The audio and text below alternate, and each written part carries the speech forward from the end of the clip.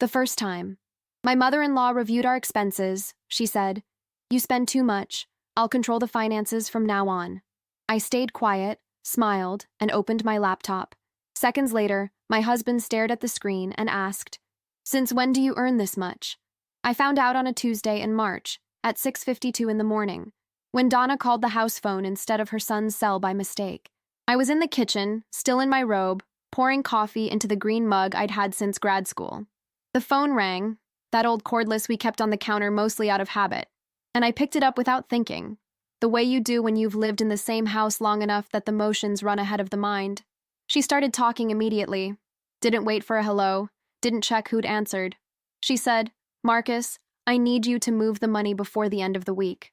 The joint account is going to show activity from the Flagler Street property, and if she sees it..." She stopped. 3 full seconds of silence. And then, "Oh, Lauren, I thought this was Marcus's cell." I said, "It's not." She said, "I'll call him back," and hung up. I stood there with the cordless in my hand and the coffee going cold on the counter, and I thought, the Flagler Street property? I thought, I thought, before she sees it. I was 39 years old. I had been married to Marcus Hale for 12 years.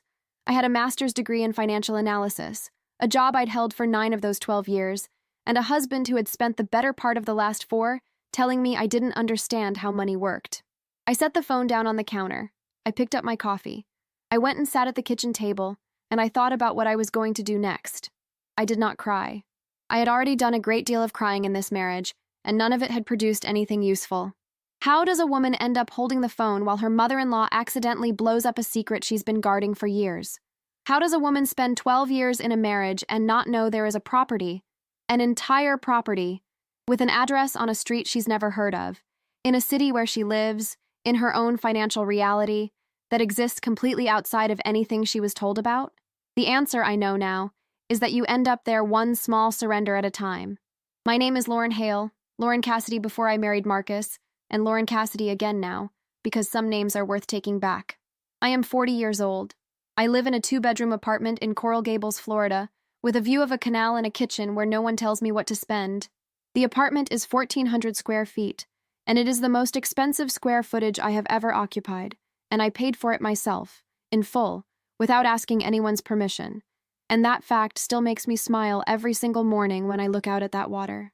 But to understand what I walked away from, and how, I have to go back further than that Tuesday in March. I have to go back to the beginning, because the beginning is where the architecture of the deception was built, quietly, brick by brick, with a woman named Donna Hale holding the mortar. I met Marcus when I was 26. He was 31. He was doing commercial real estate development in South Florida, mostly mid-size projects, strip malls, and mixed-use conversions, and he presented himself with the easy confidence of someone who knows how rooms work and how to own them. He was tall. He had dark hair that he kept pushed back and brown eyes that were warm in photographs and cooler in person, though it took me years to notice the difference. He drove a silver Audi, wore good shoes, knew which wine to order. He was charming in the specific way that men learn to be charming when they need something from you that they don't want to ask for directly. I was working at a mid-size investment consulting firm in Brickell. I had a good salary, $74,000 a year, which was solid for 26 in that market, and I was organized, careful, attentive to details. I could read a balance sheet the way other people read novels. Numbers told me stories that other people missed. Marcus told me once, early on, that he loved that about me. He said it was sexy, a woman who understood money. He said it like it was a rare thing, like I should feel special for possessing it. I know now that he said it because he needed to know, before he committed to me, whether I was the kind of woman who would look closely, or the kind who would look away. He spent the first 2 years of our relationship working out which kind I was. We were engaged by the time I was 28. We married 6 months later, at a venue in Coconut Grove that his mother picked, with a guest list that ran to 247 people, most of whom were connected to his family or his professional network. My side of the church held my parents, my sister Deb, 4 friends from graduate school, and my closest colleague at the time, a woman named Priya Sharma, who sat in the 3rd row and caught my eye when I walked down the aisle and gave me a look that I now understand was her trying to warn me without knowing exactly what she was warning me about. Donna Hale was at the end of the front row in ivory. Not white. She was specific about that distinction. ivory, which she felt showed taste, with a necklace that had belonged to Marcus's grandmother, and an expression that was simultaneously proud and proprietary. She hugged me at the reception and said, "Welcome to the family, Lauren. We're going to take such good care of you." I thought it was a kindness. It was a declaration. Donna Hale is 64 years old, a woman who grew up watching her own mother manage a household budget down to the cent, while her father made every decision that mattered. She married a man cut from the same cloth, built her life around that model, and then raised a son who she intended to preside over in exactly the same way. Except that her husband died when Marcus was 33, and after that, it was just the two of them. And Donna restructured her purpose entirely around her son's life, his business, his money, his decisions, his protection from anyone who might interfere with any of those things, including his wife. She lived in Weston, about 40 minutes from us, in a house Marcus had helped her buy after his father died.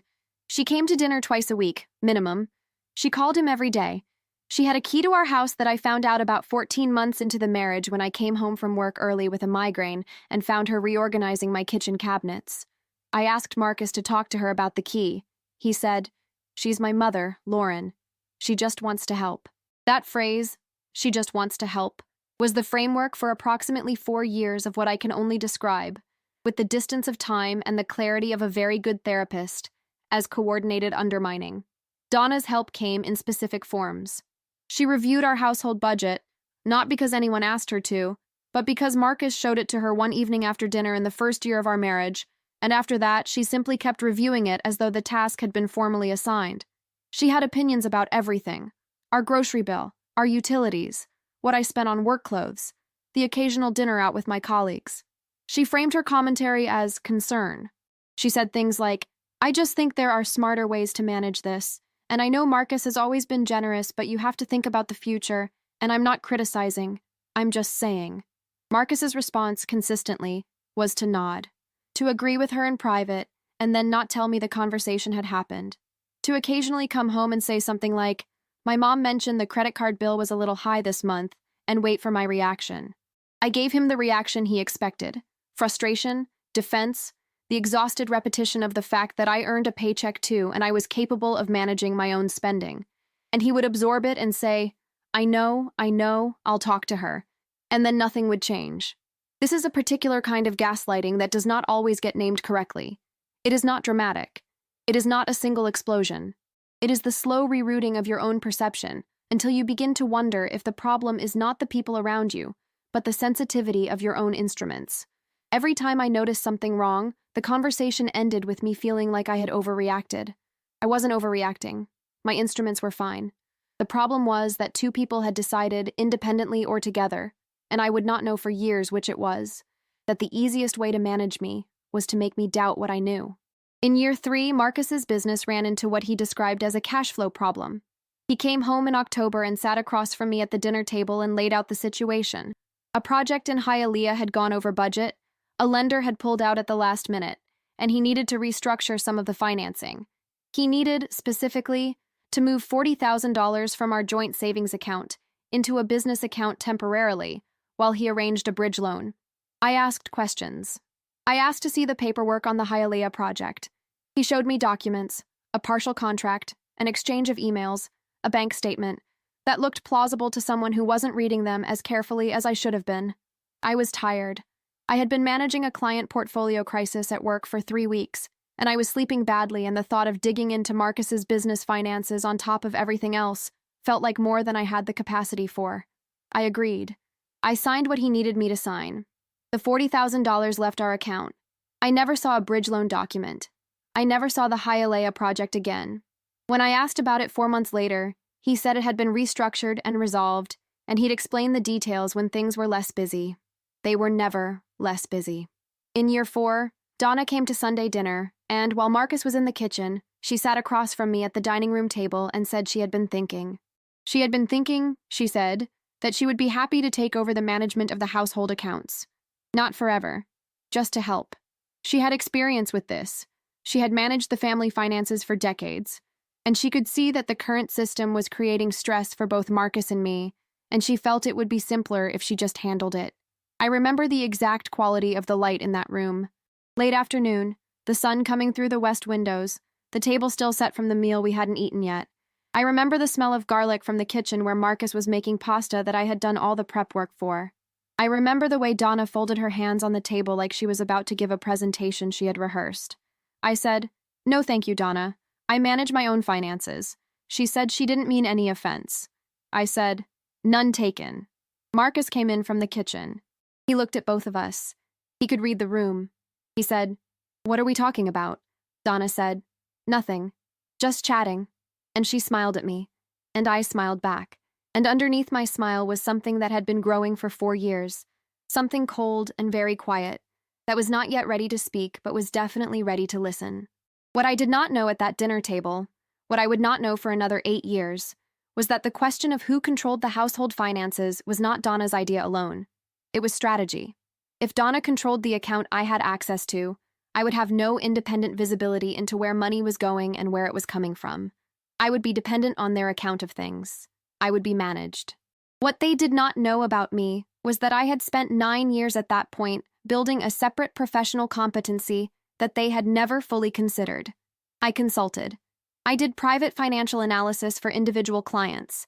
I had been doing it since my 2nd year of marriage, quietly, building a book of business that I ran through a sole proprietorship registered in my maiden name, through an account at a bank that was not the bank Marcus and I shared.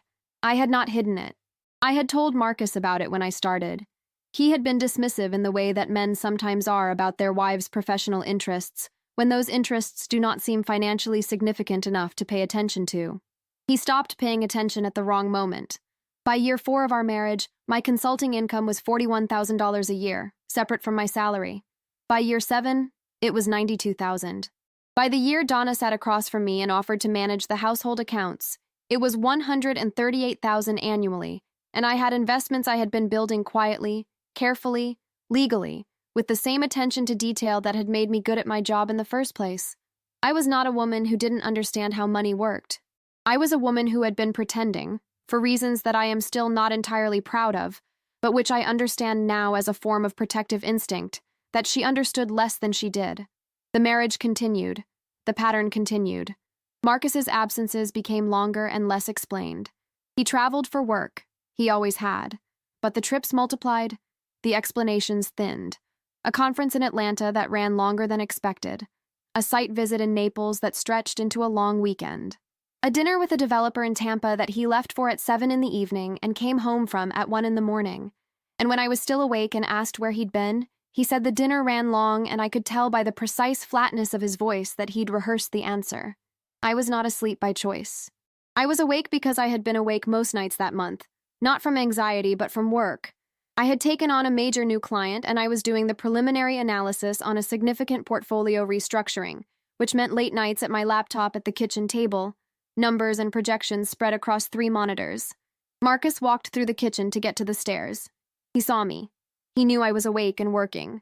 He made his calculation about what to say and he gave me the rehearsed answer and went upstairs. He did not think to ask what I was working on. He had not asked what I was working on in 2 years. It was Priya who noticed first. Priya Sharma, who had sat in the 3rd row at my wedding and caught my eye, was still my colleague at the firm and had become my closest friend, in the way that people become close friends when they spend enough hours in the same building watching the same things, and not always being able to say what they see. She was 41, divorced, with 2 kids in middle school and a radar for the kind of male behavior that politely doesn't call itself what it is. We were having lunch in November, Cuban sandwiches at the place on Brickell that we'd been going to for years, and she said, without preamble, "How's Marcus?" I said, "Fine, busy." She said, "Lauren." I said, "What?" She said, "You've said he's fine and busy for 6 months and you've stopped talking about him except when I ask directly. That's not what you do when things are fine." I looked at her. She looked at me. The restaurant was loud around us, lunch crowd, the smell of pressed bread and coffee. I said, "I think something is happening that I don't have all the information about yet." She said, "Okay, what do you need?" And that was the conversation where I made the decision to stop waiting and start building a case. What I had at that point, a marriage that had been eroding for years, a pattern of financial decisions made without me, a mother-in-law who had been systematically working to reduce my visibility into our shared financial life, a husband whose whereabouts I could no longer reliably account for, a phone call I had intercepted by accident, and a reference to a property on a street called Flagler Street, whose address I had already looked up in the Miami-Dade Property Appraisers database, morning after Donna's call. The property at the Flagler Street address was a 4-unit apartment building purchased 4 years ago for $680,000. It was registered under an LLC with a name I did not recognize. The registered agent of that LLC, when I paid for a deep business registration search, was Donna Hale. I sat with that for a day. Just sat with it. Not panicking. Cataloging. $680,000. 4 years ago. The same year, Marcus had needed $40,000 from our joint savings for the Hialeah cash flow crisis. I called a divorce attorney the following Monday. Her name was Rebecca Torres, and she had been recommended to me by a colleague at the firm who had gone through a complicated dissolution the previous year. Rebecca was 47, precise, and had a reputation among family law attorneys in Miami-Dade for being the person you wanted if the other side had been systematically dishonest about money. Her office was on the 14th floor of a building in downtown Miami with a view of Biscayne Bay, and she wore a charcoal blazer and listened without writing anything down for the first 15 minutes while I talked. And then she said, "You're going to want a forensic accountant. And I already have someone I want you to meet." The forensic accountant's name was Elaine Marcus, no relation to my husband, which I noted with private amusement, and she was 53, methodical, with wire-rimmed glasses, and the kind of focused attention that reminded me of the best analyst I'd worked with. I brought her what I had. She looked at it for a long time without speaking, the way people who are genuinely good at reading numbers go quiet when the numbers are telling them something significant. She said, "This is a good start. Tell me what you know about his business accounts." I told her what I knew. I told her what I didn't know. I told her about the Hialeah project and the $40,000 and the bridge loan that never appeared. I told her about the trips. I told her about Donna. Elaine looked at me over the glasses and said, "Does your mother-in-law have any formal financial or legal relationship with your husband's business?" I said, "I don't know. That's part of what I'm trying to find out." She said, "How much time do you have before he suspects anything?" I said, "As much as I need. He doesn't pay attention to what I do with my time." She nodded. She said, "Good. Then let's be thorough." The next 4 months were the most organized months of my life. I went to work. I came home. I cooked dinner twice a week. I kept my voice the same pitch when I answered Marcus's questions about my day.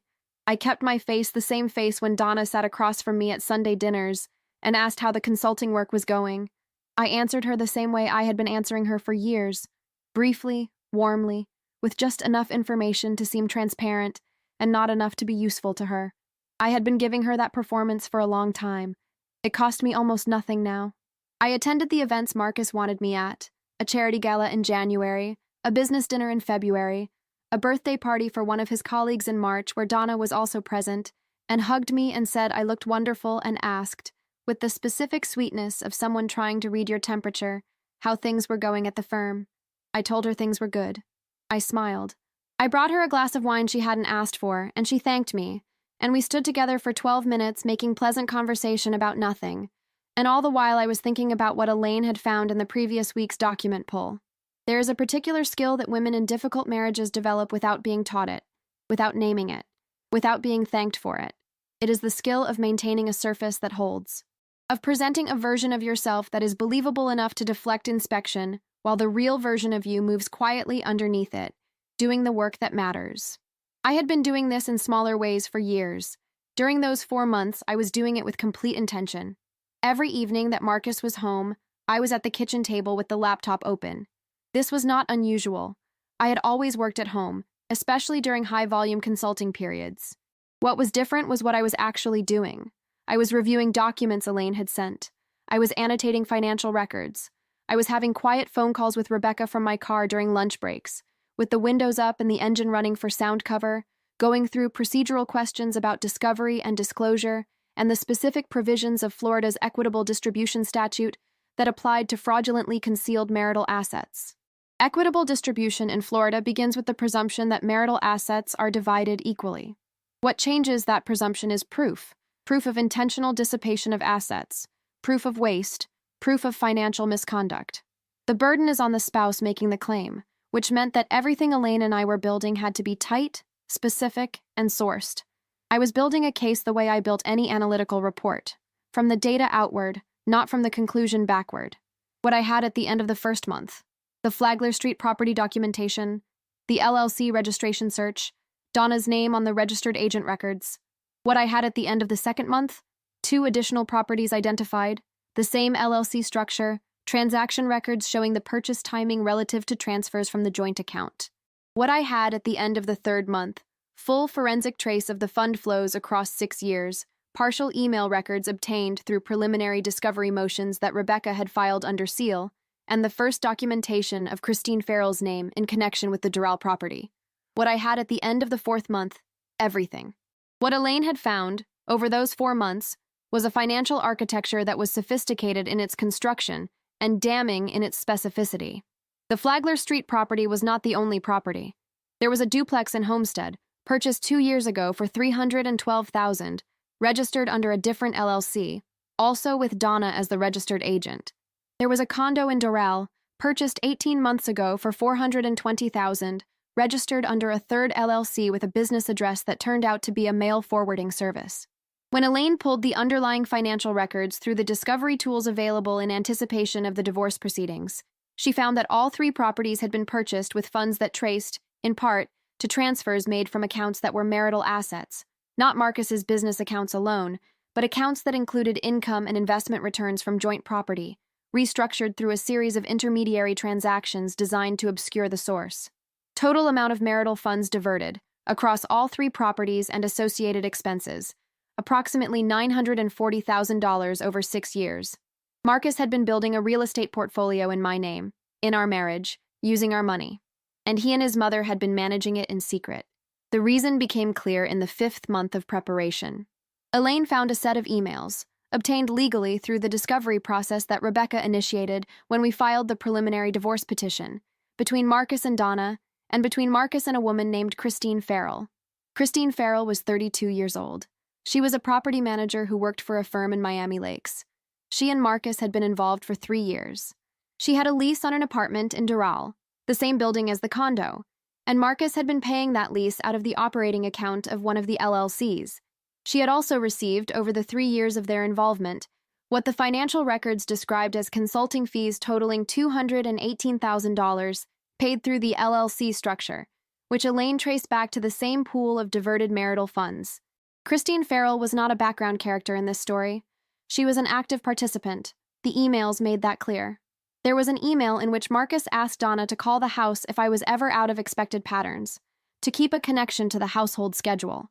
There was an email in which Donna told Marcus that she had spoken to me about the household accounts and I had declined, and Marcus responded, "Keep trying. She needs to be out of the loop on the Doral situation." There was an email in which Christine asked Marcus when Lauren was going to be dealt with, and Marcus responded, "When the timing is right. My mother is working on it. My mother is working on it." There was an email in which Christine told Marcus that she had run into a woman at a real estate event who knew me professionally and had said complimentary things about my analytical work. And Christine wrote, "I just don't understand why you'd want to keep dealing with her." And Marcus wrote back, "Because she signs the right forms when I need her to." I read that email at my kitchen table at 10:47 at night, with a glass of water in front of me and the sound of Marcus's television coming from upstairs, and I understood with complete, almost peaceful clarity that I had been used. Not just betrayed. Used. My signature, my legal status as his wife, my ignorance, all of it had been a tool. I also understood something else. Something that changed my calculation about timing. I was not just a wife being cheated on. I was a victim of financial fraud. The use of marital assets to fund an undisclosed personal life, the concealment of properties and accounts, the diversion of funds through LLCs controlled by a family member. That was not just infidelity. That was a civil matter with specific legal remedies. And Florida's equitable distribution law, combined with the fraudulent transfer statutes that Elaine had already identified as applicable, meant that the recovery available to me was significantly larger than what I would have received in a standard divorce. I called Rebecca and said, "How do we file this in a way that captures everything?" Rebecca said, "Let me show you. I want to describe for you what the week before we filed looked like, because I want you to understand that this was not a moment of impulsive rage. It was the execution of a plan that had been built over months, piece by piece, with the care I would have given any significant financial analysis. In the Monday of that week, I opened a personal checking account at a bank where I had no existing relationship with Marcus, and I transferred into it the full balance of my consulting income account, $162,000, along with the liquid investments I held in my individual retirement account that were legally my separate property under Florida law. I had consulted with Rebecca and a tax attorney to ensure every one of these moves was within my legal rights and properly documented. On Tuesday, I called my sister Deb in Tallahassee and told her everything. Deb is 44, a registered nurse, and the kind of person who responds to catastrophic information by saying, "Okay, what do you need?" She drove down on Friday. On Wednesday, I photographed every document in the house that related to our joint finances: tax returns for the last 7 years, bank statements, property records for the house we owned together in Pinecrest, insurance documents, and sent the digital copies to Rebecca's secure server. On Thursday, I had coffee with Priya and told her what was coming. She cried. I didn't. She held my hand across the table at the coffee shop on Brickell and said, "I am so sorry." And I said, "Don't be. I know exactly what I'm doing." She looked at me for a long moment and said, "Yeah, I think you do." On Friday morning, Marcus came downstairs to find me at the kitchen table with my laptop open, my coffee steaming in the green mug. He kissed me on the top of the head in the absent way he had developed over the last 3 years, the way you touch a piece of furniture you pass every day. He said he had a meeting at 9 and would be home for dinner. I said, "Of course. I'll make something." He nodded and went to make his coffee. I was waiting for Donna. She arrived at 10:15. This was not unusual. She came by when Marcus was away, ostensibly to have coffee with me, which we both knew was a way for her to monitor the household and report back. I had never challenged it directly. I had, for the past 5 months, used it strategically, letting her see the version of me I wanted her to see. She came in with a bakery bag from the Cuban place she liked in Coral Gables, which she always brought as though the pastries were a peace offering for the surveillance. She put the bag on the counter and sat down at the kitchen table across from me and said, "What are you working on?" I said, "Just some consulting stuff. Let me show you something, actually." She looked surprised. I had never invited her to look at my work before, but she leaned in. I turned the laptop so she could see the screen. It was not consulting work. It was a consolidated financial summary that Elaine had prepared for Rebecca, a document showing in clean, organized columns the full scope of what had been done: the properties, the LLCs, the transfers, the amounts, the dates, and, on the second page, the names: Marcus Hale, Donna Hale, Christine Farrell. Donna's face went very still. I watched it. I wanted to see the exact moment when she understood. She said, "Lauren, that's..." I said, "$940,000, Donna. Give or take. Plus the $218,000 to Christine Farrell. Plus the fair market value of 3 properties that were purchased with marital funds and registered under LLCs you controlled as registered agent. Rebecca Torres at Torres Family Law has the filing-ready version of this. The divorce petition was filed this morning at 9:45. I paused. I said, "I've been gathering this since March. You called the house phone by accident. Do you remember?" She opened her mouth. I said, "You don't have to answer that. It's in the record." She stood up. Her hands were shaking slightly. She said, "Marcus is going to..." I said, "Marcus is being served right now. His attorney will receive the same documentation package. This morning." She left without the bakery bag. I sat back down at the kitchen table. I drank my coffee. Outside, the Pinecrest neighborhood was quiet, late morning, the sound of a lawnmower somewhere down the street. The kitchen smelled like coffee and garlic from the night before. I looked at the screen. I had one more thing to do.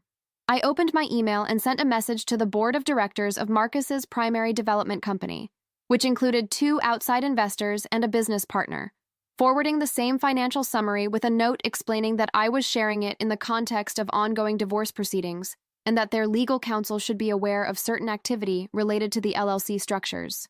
Rebecca had approved this communication. It was factual. It was legally within my rights.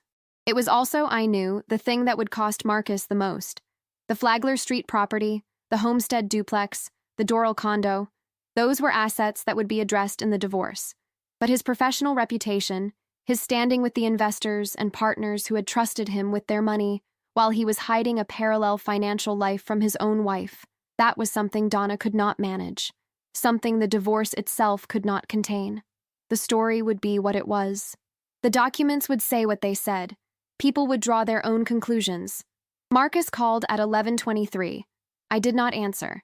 He called again at 11:28. I sent both calls to voicemail. He called a third time at 11:31, and I let that one go to voicemail too. And then I turned the phone face down on the table and finished my coffee. At 12:30, Deb arrived from Tallahassee. She had driven 4 hours, non-stop, after I texted her that it was done. She came through the front door with a bag over her shoulder and hugged me in the kitchen without saying anything. She smelled like the cedar hand lotion she'd used since college, and she held on for a long moment. And then she stepped back and looked at me and said, "How are you doing?" I said, "Better than I expected."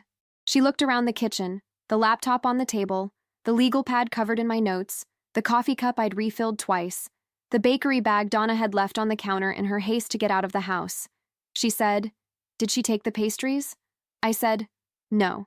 Deb took one out of the bag, looked at it, and took a bite. She said, "Good. Guilt croissants are the best kind." I laughed. Actually laughed. It surprised me, the sound of it. It had been a long time since anything had surprised me pleasantly. The days that followed were quieter than I had expected. I had anticipated rage. I had prepared for it. Emotionally, legally, logistically. Rebecca had advised me that Marcus might seek an emergency injunction, might attempt to freeze joint accounts, might threaten various forms of legal retaliation.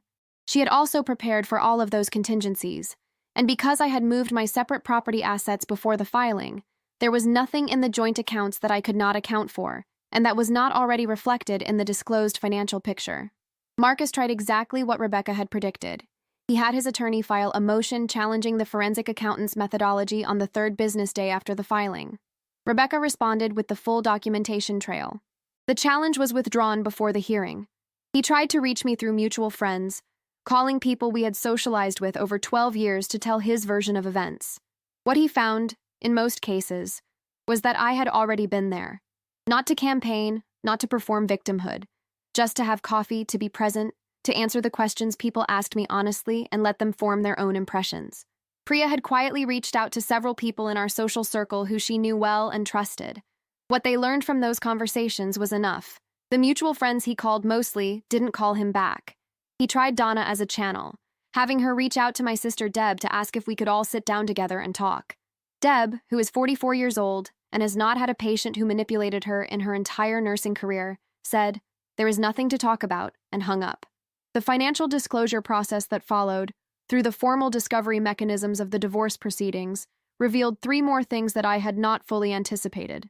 The first was that Marcus had taken out a personal line of credit, secured against the marital home in Pinecrest, for $350,000, 18 months prior.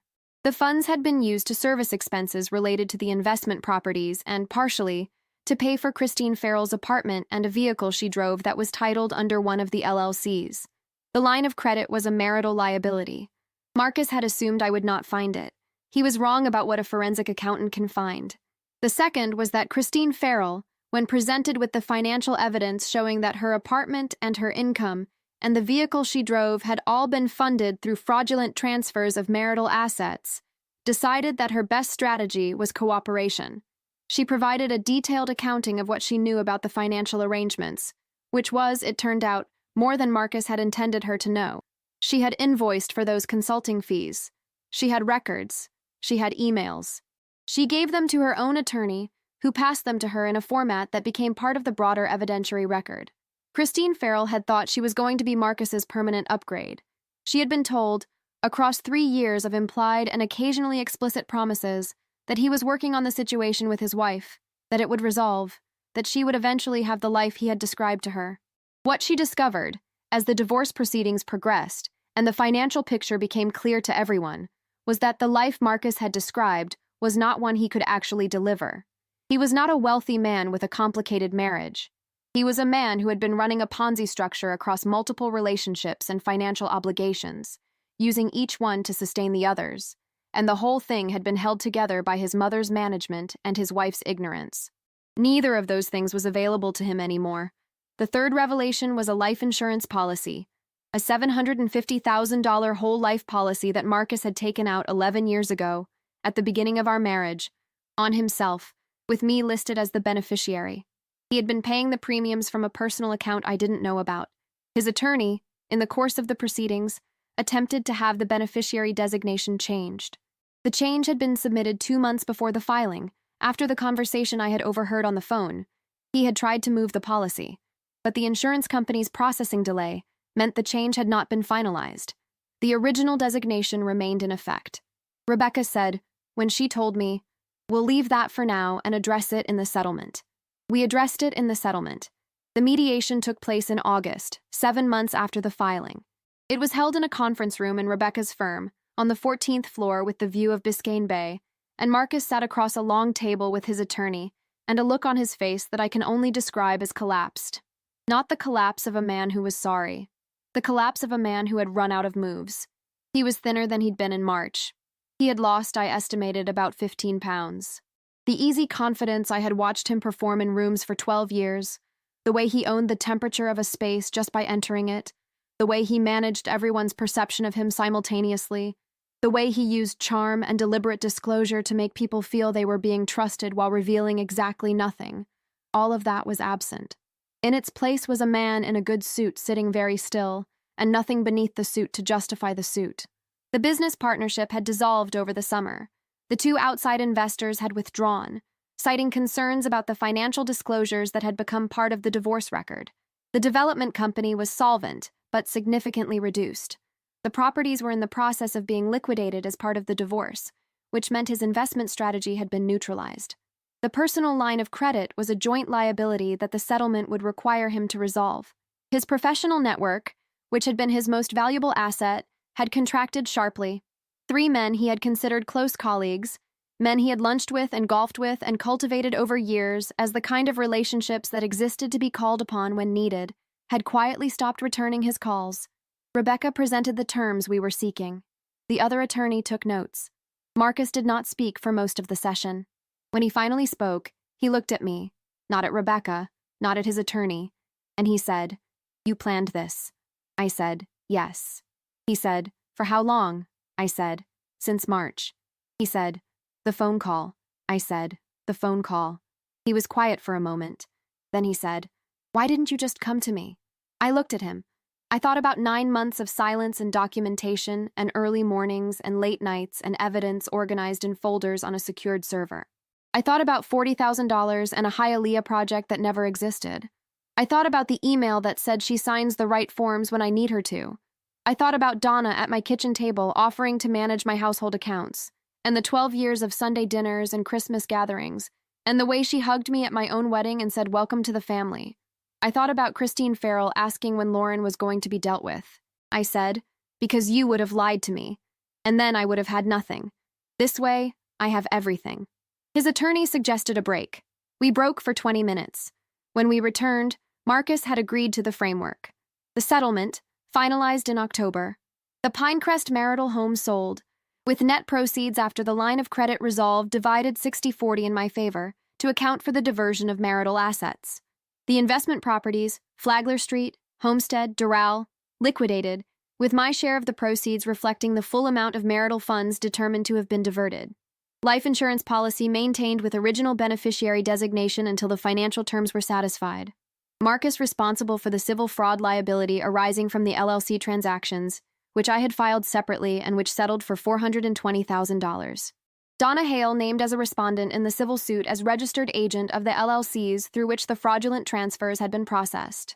Her settlement contribution, $80,000, and the formal surrender of any claim to the management or administration of any financial accounts associated with me or with the marital estate. Donna's attorney had advised her that fighting the civil claim would cost more than settling.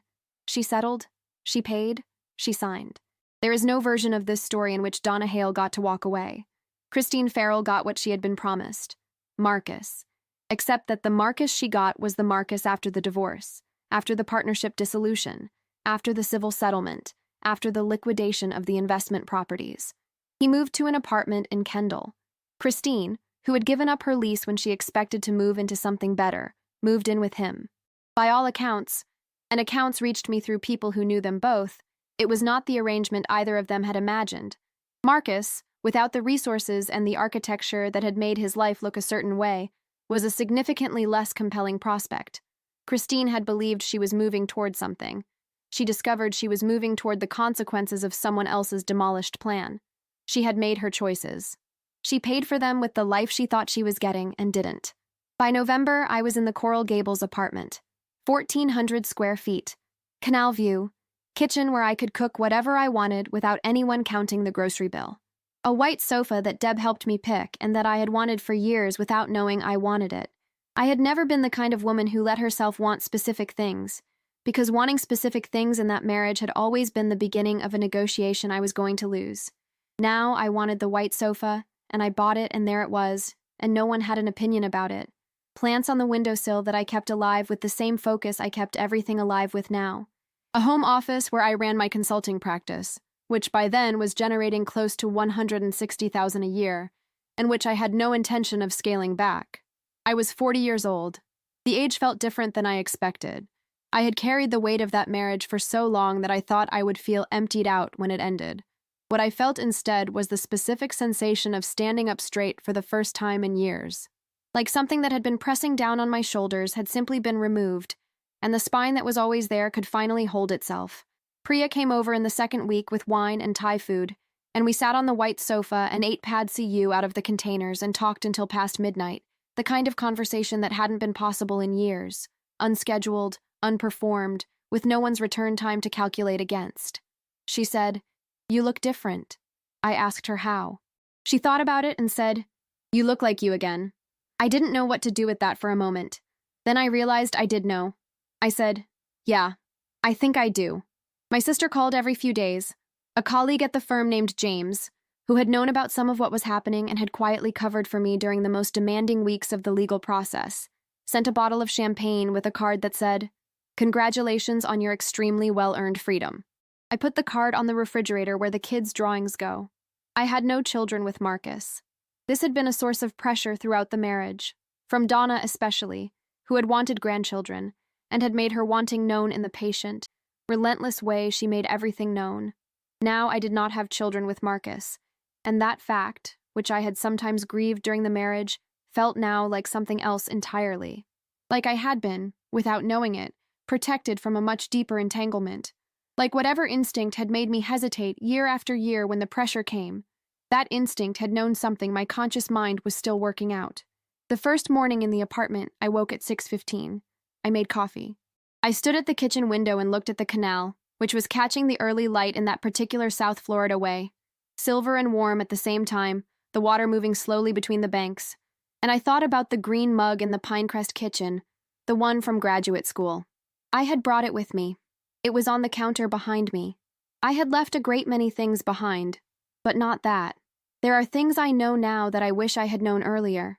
But I don't spend much time on that particular regret, because the woman who could have known them earlier was a woman in a different situation with different information, and she did what she could with what she had. I know that now too. What I know now, that your perception is not paranoia. When something in a marriage feels wrong, not dramatically, not with flashing signals, but persistently, in the way that a sound you can't quite locate keeps catching your attention, that is not a malfunction of your emotional equipment. That is your emotional equipment working correctly. The problem is not that you are too sensitive. The problem is that someone has a significant interest in making you believe you are. That documentation is not revenge. It is survival. Every piece of evidence I collected was something that existed in the world independently of my feelings about it. I did not manufacture it. I found it. I organized it.